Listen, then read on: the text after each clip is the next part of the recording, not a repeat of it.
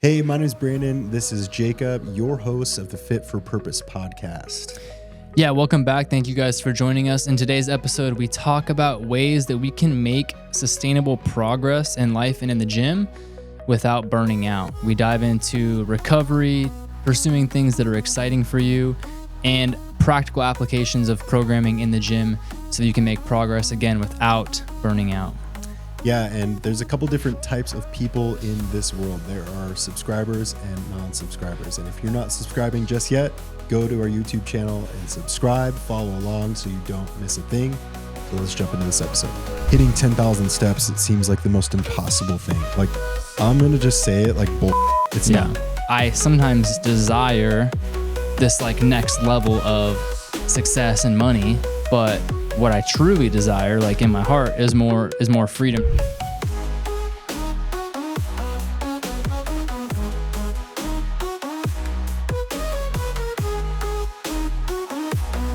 What have I been up to? That's a good question. He's like, I don't even know. They say life is the fast lane. Life in the fast lane. That's how I live. Yeah. I would actually like to... I feel like I intentionally need to create some time around like resting more effectively. Yeah. Yeah. Just been going. Yeah. Actually, that's like, we were chatting back and forth about what we were going to, podcast episodes, what we're releasing, what we want to talk about. That's what inspired this topic for me, was reflecting days ago on just like, because it's January, right? So we, our last episode, we were talking about how to make like a resolution sustainable, how to like turn resolutions into reality. And go watch it, by the way. You go watch the last episode. It's really good. But yeah, I mean, it's January, so I feel like I've been just cooking a little bit, like with coaching a lot and working a lot. And just reflecting, I'm like, I actually need to be, not that I don't need to work hard, I need to continue to work hard to move in the direction that I want to move in, but I just need to be a little bit more intentional around not burning out. Yeah.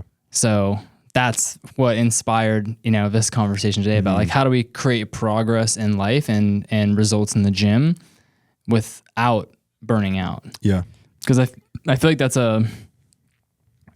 a cycle that so many people end up on. It's like, they push really hard, they force something, and then they get to the goal, or they end up burning out or get injured, and then they have to kind of like reset. They're forced into it. Yeah, exactly. Yeah, it's like you're going to rest whether you like it or not, whether it's by choice or by... Eventually your body will force you to. Yeah.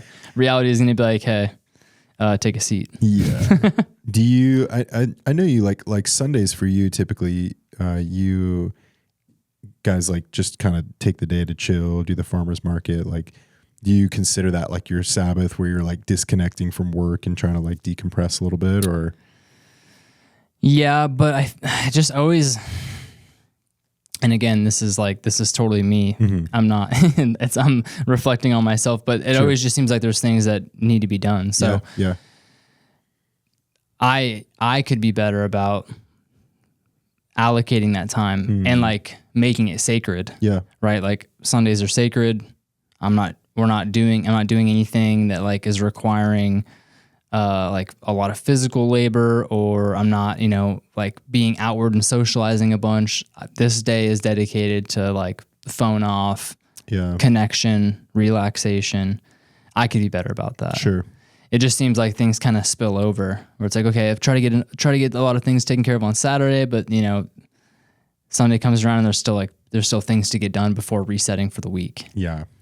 Yeah, that's like such a stark reality of like the days that you have off are days committed to getting all the crap done that you can't do when you don't have days off. Yeah, exactly. Resetting for the week. Yeah, man. Like, especially like even home ownership, like I've been reflecting on, cause like this past couple weeks, it's like the lawn care and the, this thing went out and I got to get to it. Or like just recently we had like a leak in our drip system, or had to take down the Christmas lights. Like, it's just like all the things that Monday through Friday I can't do. Exactly. And you just end up committing time to it. It's just crazy. Yeah. And it's like, I want to like remain in the perspective of being grateful for the things I get to do, the things I like, you know, doing the podcast, owning a gym, having clients. These are all things that I've like in the past prayed for and have worked for, you know? So it's not like a bug. It's not like an issue. We don't be like, this is a burden. Yeah. It's just, it's actually like, it's part of the whole thing, you know? It's like, this is what it is. Yep. It's not like, oh, there's something wrong with this, or there's like a problem I need to solve. It's just like, oh, this is what comes with doing all the things that I want to do. Yeah.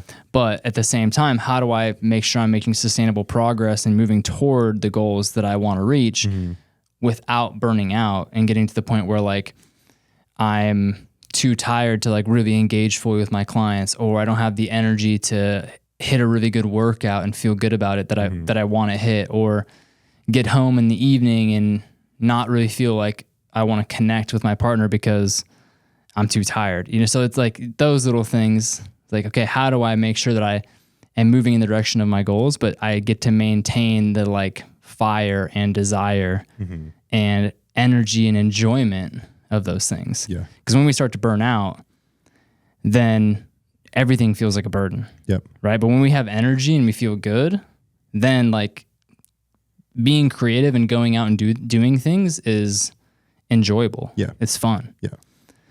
At least for me, I find that like the days that I like slept really well, I feel recovered, I had good food, I'm like, oh, I'm excited to go work out. I'm excited to go to the gym. I'm excited to prepare for the podcast. Like doing things that you care about is super enjoyable and fun. But if you're exhausted, then like everything just feels heavier. It's just another thing.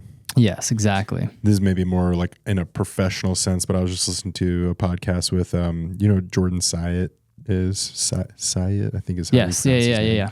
I didn't realize this, but he used to be a trainer for Gary Brecka, and he like for like I think 2 or 3 years like went everywhere he went and trained him 7 days a week. Like, oh really? Yeah. Insane. So you traveled with him and was his personal trainer? Him. He was talking about like one day we're in like Singapore and the next day we're in Germany, and then we're like jumping on the private jet and we're doing these things. And so the guys who were interviewing him were asking like what his takeaways were of like working with him. Cause like, if you don't know Gary Brecka, like he's become like a massive influence in the health and wellness space. But I mean, the dude's like, he's gotta be 100 millionaire, maybe more. Like he's a huge like entrepreneurial guy. I mean, dude's super wealthy. Anyways, made a massive name for himself. And so they were asking him like, what's your takeaway? Like he's super successful. Like, what did you learn from working with him? And he basically like his takeaway was like, no, everybody wants the success that Gary Brecka has like professionally, but nobody wants to work for what it takes to get to the success. Like I was thinking about that when you were sharing, like, we've got the podcast, we've got your gym, you've got like all these awesome things. But it's just like, as you work towards those things, it's more on your plate, more on your plate, more on your plate, more on your plate. So it's like it's kind of this exchange of like, I want to have quality of life. I want to have like success in my profession and have all these awesome, cool things. But like, I also want like quality of life. And that's that trade-off. I think sometimes that, if we get too narrow-minded on professional success, or like if it's reaching a certain dollar amount, or it's acquiring a certain amount of people in your gym, or like whatever those goals are, like there is an exchange of your self-care, if that makes sense. Yeah. In order to achieve that, like I always get in that headspace of like, oh, I want more. Oh, I just need to like make this dollar. I need to have this many clients. And then I think about like, okay, well, if I have this many clients, that means I'm working this many hours a week. And that's like hours that I don't get to spend with my kids, or that means I don't get to go to my daughter's gymnastics, or I don't get to help my wife like walk down to the bus and pick her up, or get my kid from daycare. Like it's all those things. And I'm like, man, I'm in a good spot. Like just, you know what I mean? Like long-winded, but just thinking about that there is an exchange. Yes. Between and that our soul care, our self health, and absolutely, it's such a balance. And that points back to what we talked about last episode about resolutions and like the deep why as to like what is motivating you to actually reach for that thing. So for example, you're saying like, okay, I want to have more clients or I want to make more money so I can be more successful. Yeah. What is driving that desire? Is it like a deep soul desire, or is it more coming from like a feeling of lack in some way? Like, oh, I'll feel better about myself if I'm more successful. For me personally, I'm just saying in general, you know, and we don't have to like get into like a therapy session, but I'm just saying like that. And I love that we're reflecting on this because it's powerful and I think people can relate. But then you're like, okay, what do I actually want? It's like, oh, I actually want the freedom to take my daughter to gymnastics, to be able to walk my daughter to her bus stop in the morning. Like if I'm coaching 9 sessions a day and I've got X amount of clients, that's, I'm keeping track of this many people. I'm having to text them to organize sessions. I'm in the gym X amount of hours a day. That's all time that I'm taking away from potentially being with my family and we're doing other things. So that's like a really good reflection that you just shared of like, okay, I sometimes desire this like next level of success and money, but what I truly desire, like in my heart, is more freedom to be with my family. So it's like, okay, now we're reflecting, okay, you could just like chase the desire of like, okay, I made another 50 grand this year compared to last year, and that feels good, but at what cost? I missed I missed a lot of, time with my kids this last year. So then that's really what I think is important. We're talking about this balance of like, okay, how do we create real results, but also do it in a sustainable way without burning out? And it comes, I think a lot of it comes back to these questions of like, okay, what do we really want? Do I want a 6-pack because like, I think that's going to fulfill me? Or do I want a 6-pack because like, then maybe I'll like feel better about myself. Does that make sense? Yeah. And obviously nothing wrong with having a 6-pack. I think it's great. It's a sign of health, right? A deeper sign of health. But that's really the like analysis that we have to get into with ourselves to be able to figure out how we move forward with, in our example, we're talking about fitness, but anything in life, right? In a way that is sustainable. Because like we talked about in our last episode with the resolutions, is if we try to just like hammer it and force it with like shoulds, I should do this, then a lot of times it's like we can get ourselves there, but it doesn't stick, or it's not like doesn't fully hold water for us. Yeah. Does that make sense? Yeah, makes sense. So yeah. Thanks for sharing that. For sure. And I appreciate your feedback on that.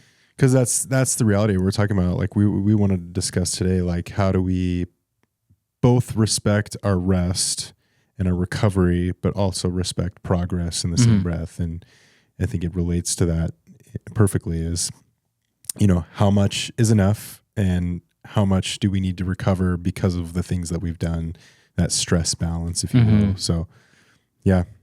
Yeah. And this relates right to, one of the things that I wrote down for this conversation around creating results, but in a sustainable way and avoiding burnout is like pursuing the things that you are genuinely excited about when it comes to your fitness. I personally believe that like all of us, as humans, we have like requirements. Basically, we were just talking about my dog. I got a dog 6 weeks ago, and like if I don't run that dog, he is shittier to be around. You know what I mean? Dude. Like he's more calm, he's more relaxed when he's had a good amount of exercise. Like we have biological needs to exercise. Like our bodies need this like physical demand. It's still in our DNA. We haven't, we've only been in our modern environment for the last 150 years. Like our DNA hasn't caught up to the situation that we're in. So our body, like our biology is expecting all this physical activity, all this struggle, right?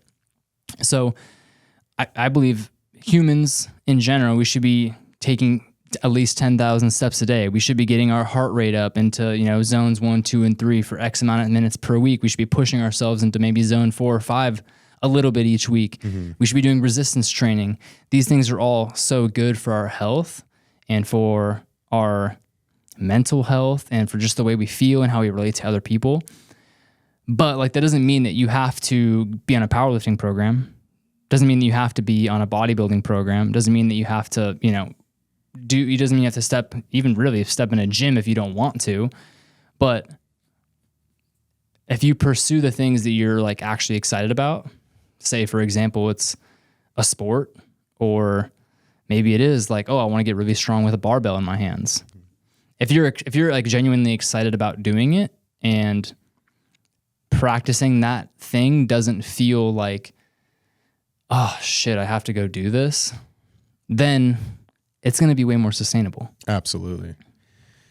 Yeah, if you enjoy what you're doing, yeah, it was sustainable, but also related to like the stress factor. Like you're not going to feel like you just said that, like, oh, I got to go do this. Like that's a feeling of stress. That's like like whether you recognize it or not, there's maybe some underlying feelings of anxiety of like, oh, here we go again. Like I got to, but if it was like, oh, I got this intramural soccer thing I'm going to go do like with my buddies, that's exercise, it's activity. Like I like doing that. I'm excited. I'm looking forward to that. Like now you have a whole different perspective to go and do that activity, and it's going to fill you up.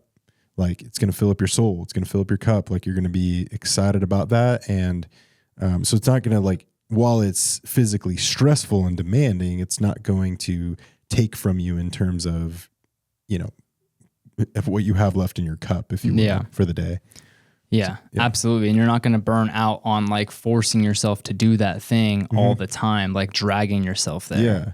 Right. There was a season in my life where with my training, like I was doing like more like CrossFit type stuff. And I remember feeling that like when it came to like my training time of just like, oh shit, I got to go do this thing. Like I'd look at the workout for the day, cause I was like following this program, and it would be just like some crazy thing where it was like, 800-meter run into like, working towards max deadlift into 20 wall balls or like some crazy thing. And I knew I was going to scale it. I was going to take it easy on myself. And I knew it was going to make me feel like shit. And I'm sitting there just like having to like motivate myself to do it. And I'm just like, at the end of the day, it's like, why am I doing that? Like, I don't enjoy this. Don't be a bitch, dude. Just do it. Yeah, exactly. Well, that's some people's mentality around that stuff. But it's like, I don't like doing this. So like, why don't I just find a different way to train so that I can be sustainable in what I'm trying to accomplish, and also just feel better. Yeah, absolutely. I mean, and in the same breath, this is where it like becomes so personal and so like individual. Something we talked about last episode was this part of your brain that you grow by doing things that you don't really want to do, you know? For sure. So it's like it's got to be like the right trade-off. Exactly. Like it's got to make sense. It's like, I just am really interested in like seeing how many donuts I can eat in an hour. I mean, I could sit here and say like, oh man, I don't know if I could do that. I feel nervous about that. Just go crush all the donuts. Yeah. I mean, that might be fun one time, but but it's prefrontal cortex. Because the last episode, I was like, I don't know what that part of our brain is. What is that? My brain isn't recalling. So maybe if I'm like, I don't want to eat all the donuts, and I do eat 12 donuts, my prefrontal cortex is going to grow. No, you can't lie to yourself. You can't trick your consciousness. Yeah. But yeah, it's like, okay, so obviously fitness, it's in some level is always going to be uncomfortable, right? Say for example, you're like, I'm really interested in learning how to play pickleball. Like going out and having a hard game of pickleball, there's going to be levels of discomfort there. Like you're going to be breathing hard, you're going to be sore from moving like laterally or moving in new ways. But if you have some level of interest and desire there, then it's just going to be more sustainable. Absolutely. Right. And I think, again, touching on our human requirements, like we need to do some level of resistance training. We need to get our heart rate elevated. And we need like low level activity, like walking or something daily, right? So we got to check off those boxes if we want to be as optimally healthy as we can. But but we can do those things in ways that are like more interesting or exciting to us. Yes. And that was just kind of one of the thoughts or one of the points that I like wrote down and, you know, thinking about this conversation of like, how do we create results without burning out? Is there anything for you like specifically that you've felt has allowed you to continue to make progress with your training while avoiding this feeling of like, shit, I don't want to do this anymore, or getting too exhausted to continue with it? Yeah. I mean, this is certainly this has been a big learning curve just in general in my own training experience. Like I think I have, and maybe it's related to just my history of dealing with like injuries and trying to recover and get back to the strength that I once was. And in that, like pushing the envelope too much. Like I think I lived in this camp of sending it for sending its sake, if that makes sense. Like just doing hard shit because I can. And I've gotten myself into trouble a lot with that, where it's like, you know, you'd mentioned like you'll get in that spot where it's like, okay, you can push hard because you can, cool. And then you get hurt. And then what? And then you have to sit out for the next 3 weeks while you take a bunch of steps back and recover. And that's just been my story. I've just constantly been in that cycle. And so something I've really in the last 4 or 5 months been adjusting in my training is like doing things that feel good. Like I don't know how to perfectly define like what feels good, but it's like my form is dialed in. I feel a good like stimulus as I'm working. I know in the back of my brain, like if I wanted to, I could push like a handful more pounds and really push the envelope, but it's like, why? Like I have to like take that moment to ask myself like, why would I want to push on this? Like, this is good. This is good for right now. And next week we can add 5 more pounds and see where it's like, I just really had to like challenge myself with that. The weight and the movement is still like challenging you and uncomfortable, but it's like not I was outside doing like of your stupid stuff. Yeah.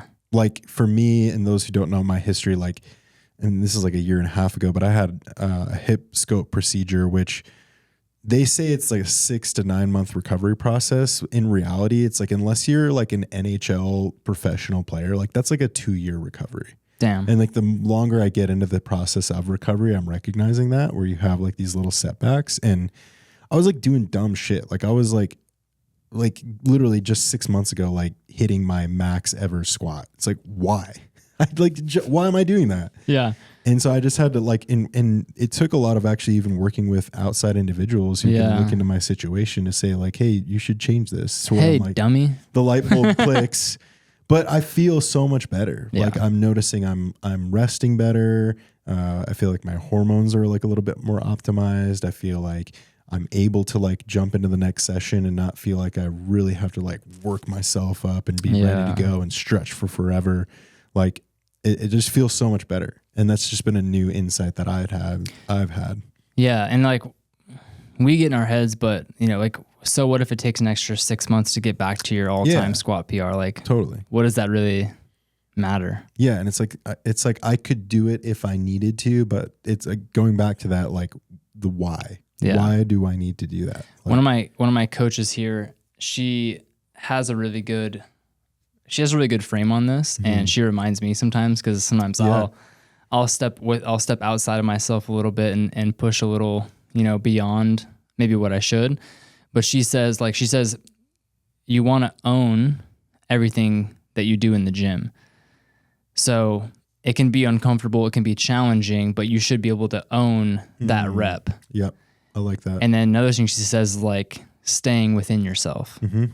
Like you want to get uncomfortable and find the edges, right? And push your comfort zone, but stay within yourself, especially in the gym when you're doing, you know, heavy compound movements like squats or deadlifts or overhead presses, like these movements that are hard on the nervous system or a little bit more taxing on the body, you know? So that's like that's a good reminder. Yeah. It's like, that's something that you would hop under that squat bar and that would like pop in your head. And you're like, no, I need to be in control of what I'm doing here. Yeah. And it doesn't mean like, we keep going back to it, because it doesn't mean you shouldn't push the envelope a little bit. Like, because that's how we adapt. That's how we grow. Like if the goal is I want to get stronger, I want to move better, I want to build muscle, I want to like, you have to do enough to create adaptation, but it's like learning to stop just shy of, okay, here's the line of adaption. I'm going to pass that just a little bit. Here's the line of, oh shit button. You know what I mean? Like, red alert. Don't get so close to that every single time you train. Like, because if you train more at like a 7 out of 10 intensity all the time, that's like a way safer spot to continue making gains, because it's way more beneficial to be able to be in the gym than not. Exactly. Like, so yeah, and occasionally pushing beyond that, but like push when it feels good, but when the days that you feel really good, take advantage of that. Yeah. But yeah, and again, like you said, we have to. The goal really is that adaptation. So our bodies respond. Adaptation and recovery are two different things, right? So we have to recover from a workout. Then our body also wants to adapt to what we did. So if I do a squat workout and I stimulate effectively, my body needs less energy to recover because I didn't destroy myself. Yep. And there's energy for me to adapt. Yeah. Because then my body actually has to like build new muscle. Like, it has to literally create this new muscle out of the food that I'm eating. Like take whatever like raw materials I'm giving my body, and it has to take those things and physically like put the cells together and they replicate and build muscle. Yeah. That takes energy. Yeah. If you destroy yourself in a squat workout, then a lot more energy and resources have to be sent to recovery, have to be allocated to the process of actually just getting back to baseline. Yeah, you're like stealing from that bank. Exactly. You're stealing like, from the stores of the recovery stores. Exactly. Like if it takes so much energy for my body to just even get back to baseline, then there's not gonna be as much energy to adapt to what I was doing. And then you're hitting legs again 3 days later. Your body's like barely even gotten back to baseline, So being mindful of that, like we want to stimulate, we don't want to destroy ourselves. So this comes back to the idea of like stimulus versus fatigue. Like certain movements are more fatiguing than they are stimulating. Some movements are more stimulating than they are fatiguing. How you perform the movement at the level of intensity at which you're training also determines how much stimulus you're actually receiving and how much fatigue you're receiving. The goal really should be like, okay, how do we stimulate the adaptation while taking on as little fatigue for the system that we can? Yeah. I had posted a workout the other day, and something I've been doing is like screenshotting I'll post like a story of me like doing the movement, and then I'll screenshot a thing from my app that shows like the program thing. Yeah, I saw that. And someone had commented on it because I was doing split squats, and someone commented on it because I was doing like 3 sets of 8 reps per leg, and they like it was like 3 sets ? And I was like, oh yeah, like I thought at first they were saying like, oh, that's a lot, like that sucks. And I was like, oh, that's why I just like prescribe the workout. That way I just go and do it and don't have to think about it, because we all know split squats suck. And then they responded back like, oh no, like I would have said like do more sets. And I was like, well, like looking at the program, in terms of that movement pattern, like I'm doing like 16 sets throughout the week, like across of that pattern, of that movement pattern. Like it's a squat pattern. Yeah. And I was like, I just don't want to get in the camp of like doing too much volume. I want to be able to like get the stimulus. It's like get in, get out, right? Yes. This is kind of the mentality. And then they were like starting to think about that. Oh, like questioning their own training of being like, oh, like maybe I'm doing too much. I was like, well, it's, if you've been doing that, if you've been training more in the 18 to 20 sets per muscle group range, and you've been doing that for some time, like you're probably okay. Like your body probably is used to that. I mean, this is someone who's like young, doesn't have kids yet, like there's not as many stressors there. It's like for me, I know my body, like it doesn't repair as well. So I have to live more in the camp of 12 to 18 reps, sets per muscle group. And I know if I do that, then I'm not going to, like we were talking about, I'm not going to steal from that bank of recovery. Yeah. So it's all based on the individual. Like if your tissue doesn't have the ability to repair itself as quickly, like volume can play a massive role in your ability to recover from what you're doing. Yeah. And there's so many variables to consider. You could be doing 3 sets of 8 per side on split squats at an RPE 7. Yeah. Or you could be doing 3 sets of 8 at an RPE 9. Yeah. RPE standing for rate of perceived exertion, like how hard the set feels. If I'm doing like heavy split squats that are like brutal, like I'll do 2 sets. Yeah. And then do like a back off set that's easy. Sure. You know, like. And then I was trying to also in this same convo, it was like, okay, in this workout, I had split squats, I had tempoed goblet squats, and I also did like some Aerodyne bike sprints. Oh, yes. Like, that's all quad focused work. Like, so if I'm doing 4 to 5 sets of this split squat movement, like I'm going to be gassed, dude. Yeah. Like, it's not going to. Yeah. Contextually. It's like, it's easy to like look at. I mean, I've done this in the past as a coach, like look at someone else's program or someone else's workout and be like, oh, this is wrong.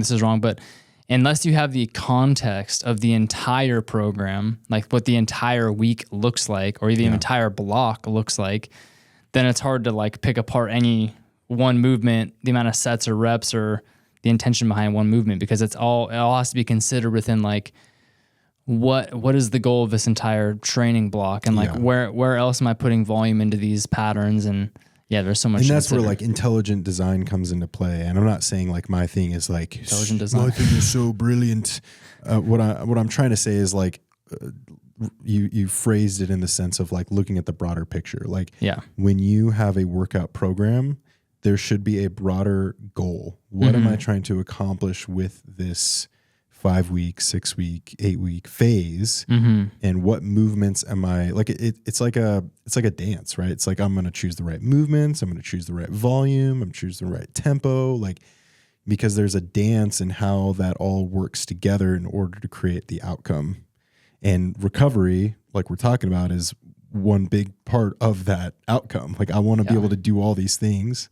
And I also want to be able to recover from these things. Yeah. And so we have to perfectly prescribe like the right amount of sets and reps and intensity. And like, so again, that's where intelligent design comes into play. And that's why I think even for the person that maybe even hearing us talk about this and is like, whoa, that sounds like a lot. Like, that's why coaches exist. Yeah. You know what I mean? That's why there's people who've spent decades studying. This is what we do for a living. Just like someone sits there and looks at spreadsheets for Excel financial documents, like I don't know how to do that shit. So like all power to you. What is this? Yeah, absolutely.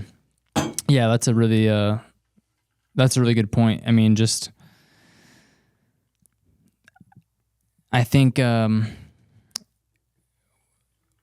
have to realize you can't just add more. Like, oh, we all want everything at once. Right. You know, especially with our fitness, like I want to lose 10 pounds, but I also want to build 5 pounds of muscle at the same time. It's like, well, good luck. Pick and choose your battles. Yeah. So yeah. And here's your TRT injection dose. here's your testosterone. 400 milligrams of test. Yeah. And some peptides. Every 5 days. Yeah. It might work. Yeah. I mean, but again, long-term trade-offs, right? Yep. But yeah, I mean, if you say your goal for an 8-week or a 12-week cycle is like, oh, I want to improve my leg strength, or I want to improve my numbers on my squat. You might have to do a little bit less volume on deadlifts or on back day, or you're gonna have to pull.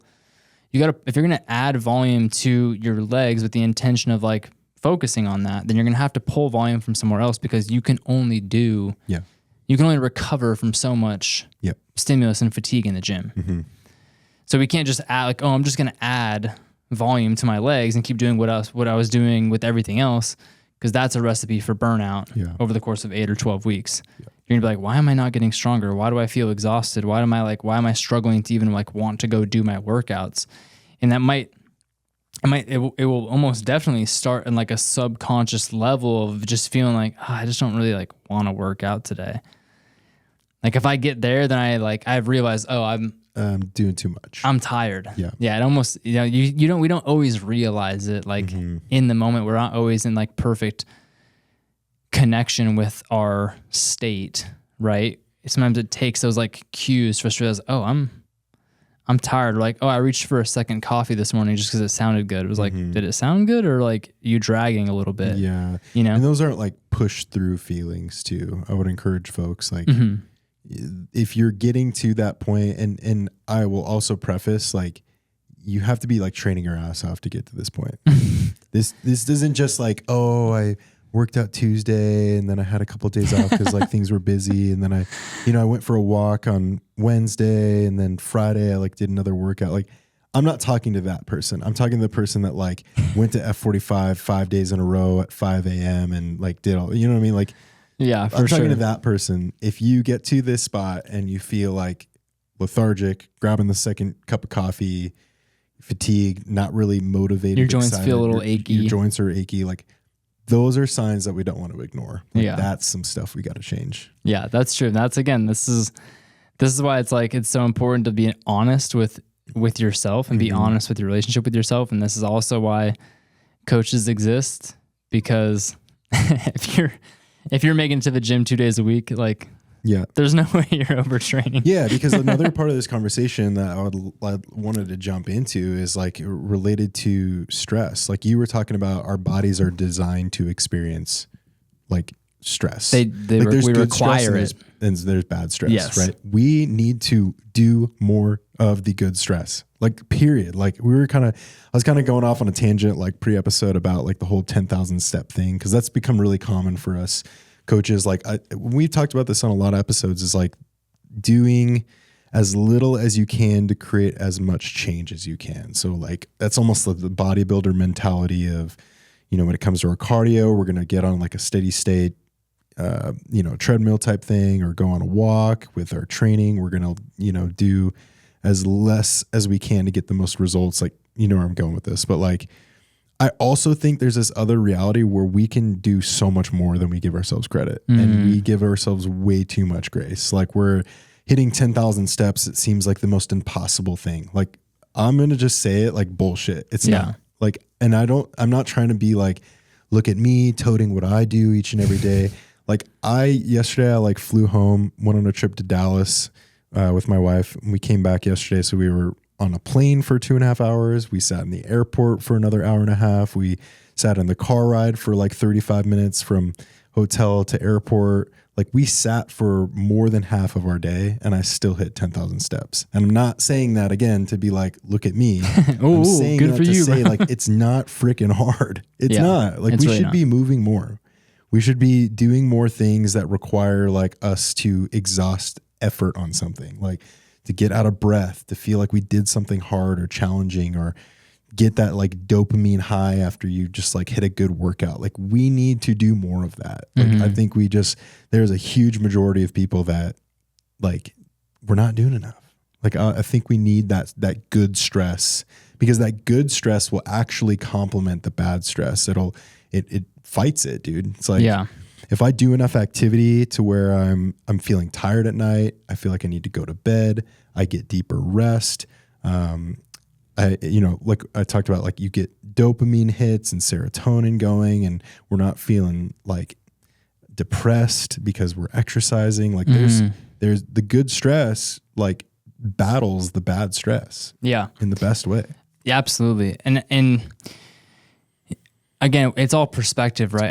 I think for us, especially being in this world, like, when I'm talking about like being mindful of not overtraining and being mindful of like your stimulus to fatigue ratio in the gym, I'm communicating to people that are like in the gym consistently, people that are like, that's what they like to do, people that are working out. But yeah, I mean, it's clear that most of our population is not doing enough because we're not healthy and we're overweight. So, I mean, in general, if you're only hitting the gym 2 to 3 days a week, there's no way you're overtraining. Yeah. And I wouldn't have fear around that. I know. Like, absolutely. You're not going to create enough stress. Like, you can absolutely recover from that. Yeah. Unless you're living really unintentionally outside of the gym, meaning you're only like sleeping 5 or 6 hours a night, or you're eating a lot of sugar, drinking way too much caffeine, then you could be not working out at all, and you're just like digging your own grave. Because and as a coach, I've seen that too. Like, I've had clients where they get to bed at midnight and they're up at 5 a.m. to get their kids going and get out the door and get to their job, and they're working till 6 p.m. And then, it's like, and then as the coach, I'm like, even our sessions, even if it's once a week, I'm like changing that session to eliminate the stress. Yeah. Because I'm like, okay, now our session needs to be more about recovery because you're not doing that. You need to downregulate. Yeah. So I've seen that too. Yeah. It's like you're overtraining and you haven't worked out at all. It's crazy. It is possible. Yeah. It's crazy. Yeah.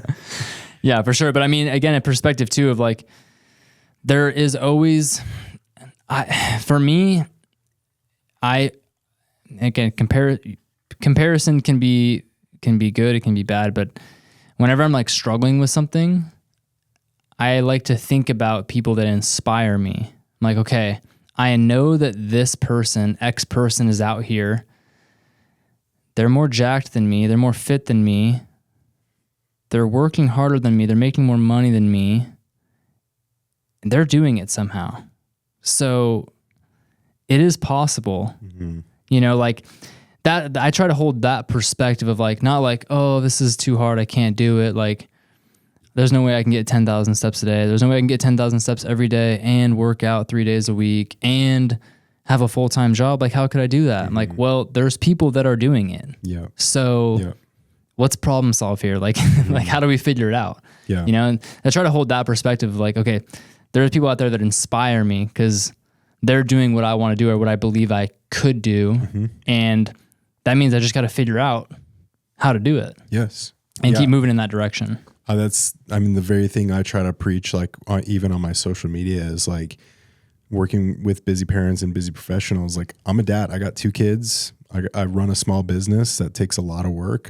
I'm a husband. I have a whole nother contract job I do on the weekends. There's a lot of weeks I work 7 days a week. And I want to articulate to my audience that's like, I'm doing this thing. Because I think that's important. I think if you're a coach, like we need to walk the walk just as much as we talk it. And so that's something that I'm very passionate about, is showing like, you know, even though I have this like really badass home gym and that's convenient because it's in my home space, like I'm still getting after it. I'm getting my training session in, even if that means my son's in the gym with me and, you know, we're playing and listening to kid music and doing our things. Like, I want to articulate to my audience, like, I'm still able to get it done. Yeah. And it's that concept. It's like, okay, because I want people who I train to be like, okay, he's doing it, I can make it happen.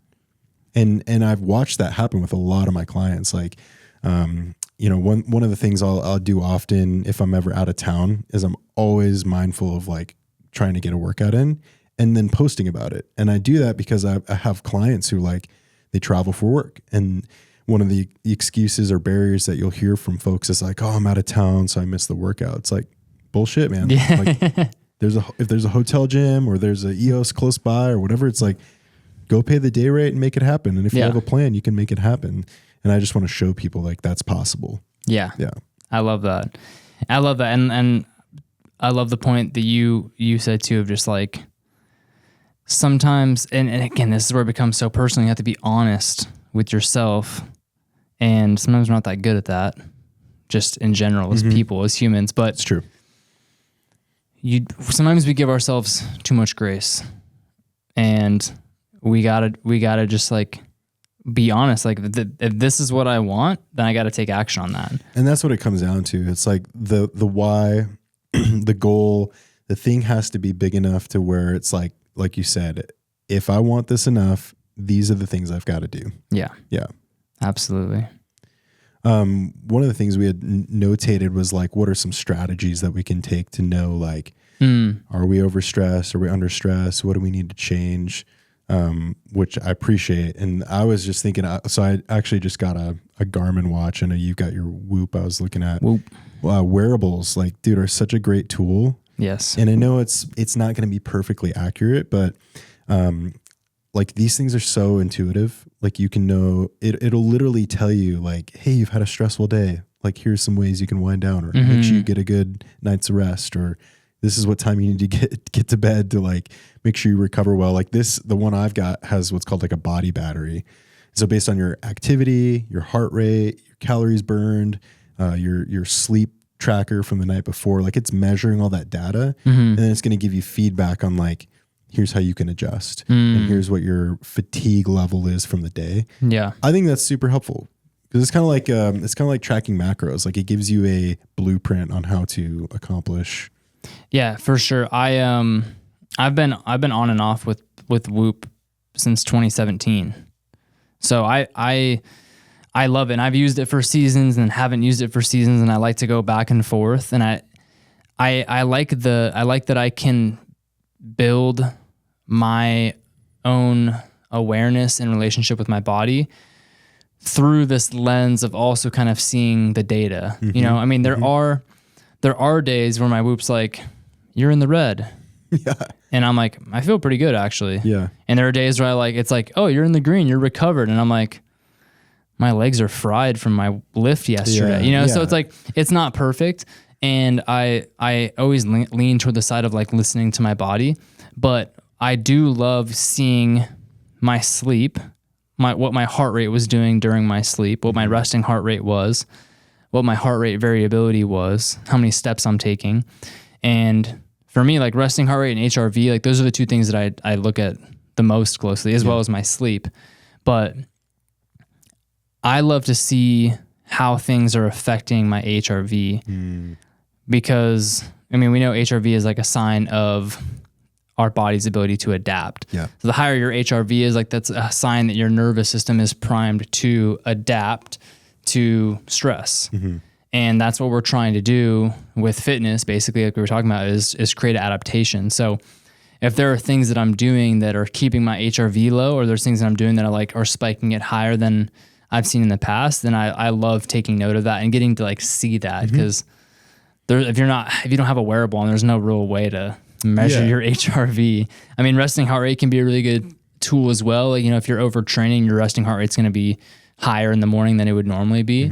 But yeah, like getting to see like, okay, I had if I'm having a little bit more caffeine, how does that affect me? If I'm doing sauna 5 nights a week versus 2 nights a week, like what's that doing to my HRV? Is that adding too much stress? You know, so I love the ability to check and look at the data and kind of see how things are affecting my heart rate, my HRV, my overall recovery. Yeah. In terms of that, we just went on a trip. So my brother got married this weekend, and what that meant was we had to like see some family that we just like don't really connect with. Long story short, it creates like a little bit of underlying anxiety. Yeah. And for both my wife and I, so my wife has, she has the Oura ring. And then I have like the watch, and for both of us, like on the whole trip, pretty much like on the days we had to engage with our family, like we had elevated heart rates, and wow. Both of our things like warned us like, hey, you've had like a stressful day, even though like we were relatively sedentary, like you're just chilling. But it was just an interesting thing to note of like, oh man, like, that's actually like, I think relatable for a lot of people, because many of us live in that constant state of anxiousness, of feeling unsettled and feeling like our heart's kind of like, you know, like if you ever felt like you're not even taking like deep breaths, you're kind of just like holding it like in your chest. Like, a lot of people live that way all the time. And so it's unique to see what that does and the stress that plays onto the body over time. But that's like invisible stress. It's invisible stress. But it's still affecting you. Absolutely. It's going to affect your sleep. It's going to affect your cognitive function. It's cortisol levels, your ability to like burn fat, build muscle. Crazy. Yeah. So it's just an interesting personal experience with that, and how having this thing like helped me recognize that. Yeah. And then the other thing I would love to hit on is just creating a routine with how you unwind. Because I think that's massive in helping us de-stress from a hard day, even if it was just sitting at the desk and man, we got deadlines, we got to meet, we got clients we're trying to, land, whatever, like having a routine, if it's in your bedtime window, to help you get better sleep, massive. Yeah, there's our brains respond to triggers, just like you can train a dog, So if we have a routine, or we have steps that we take in the evening to prepare ourselves for sleep, and we do those things consistently, then those things become kind of like triggers that help start to downregulate your body. One of the things that we do that's my absolute favorite is like after dinner, things are cleaned up, like the lights in the house go off. Yep. We have like a few like plug-in red lights in the house, and then we always like light some candles. And that just immediately shifts the whole vibe from like we're doing stuff to we're chilling, we're not doing anything, you know? And I just like, for me personally, I love that trigger. And then also, you know, you can get into like the like nerdy stuff about like how the light affects your brain in the evening, but it's really good. It's much better for your melatonin production and for your sleep to like not be taking in a bunch of bright lights in the evening. But it also just like on an energetic level, like there's candles, it's dim. Yeah, changes like your whole mood. Yeah, you just feel so much more relaxed. You're like, okay, we do the same thing. We made it. The day is coming to a close. Here we are. Anything like post like sundown, we're like changing all the lights. Like my wife and I too, like we both hate like big white overhead lights. Yeah. So it's like we're turning on the dimmers and the whatever. Yeah. Like in our room, we have like a salt lamp, so I'll like turn that on. And then my wife just got me a infrared, a red light. Nice. Panel. Yeah. Yeah. Thank you. So I'll do that. Like we'll put the kids down. I'll like go take a shower. I'll do like 15, 20 minutes of red light, take my supplements. Like, and I know in like the next 30, 40 minutes, I'm going to be like, The other night I was like, what time is it? And she's like, 8:30. I was like, okay, I'm telling you, look over at me in 30 minutes. I'm going to be asleep or like watching a show or whatever. Sure enough, dude, I'm like, whoa. Yes. It was awesome. As soon as you get horizontal and just. Exactly. Yeah. I think too, like there's a lot around, you know, like the blue light stuff, like getting off screens. I think for me, my phone is a big culprit of that in a negative sense, but I will say, and maybe this is an unpopular opinion, but watching a show, like my wife and I, like we just have usually like a handful of shows we're watching, and something about just like flicking that on, like helps me just like settle down. Yeah. Like, is it just like my brain like shuts off? I mean, we were talking about Alone, the show, but like I love like a good just chill, like something easy to watch like that. So I got the red light blocker, the red light glasses on, like the blue light blockers, the red lenses, like, you know, I'm like, this is good. Yeah, I don't need to like. Yeah, you can go to extremes with it, like TV, all electronics are off an hour before bed. I'm gonna meditate. I know a lot of people do that, but. Which is cool. I mean, that's probably great too. But I will say the doom scrolling. That great. And I've caught myself many a times being like, dude, I just need to get this thing out of here. That's anxiety inducing. It is. Like you're literally just like catch yourself like, for sure. Give me a little hit of dopamine, and you're just like, yeah. That's way different than just like chilling, watching something chill on the TV. Yeah, but that routine will help you, like we talked about, get better rest. You're building your circadian rhythm. You're creating expectation or anticipation for what your body needs to do. Yes. And you're just going to feel so much better. Yeah. And if you're getting good rest, then you're going to be able to wake up and build and create and move towards your goals, do all the things you want to do, and and not burn out. So hell yeah. Cool, man. All right. Anything else? That's it. All right. Let's go. Thanks for joining us. Yep.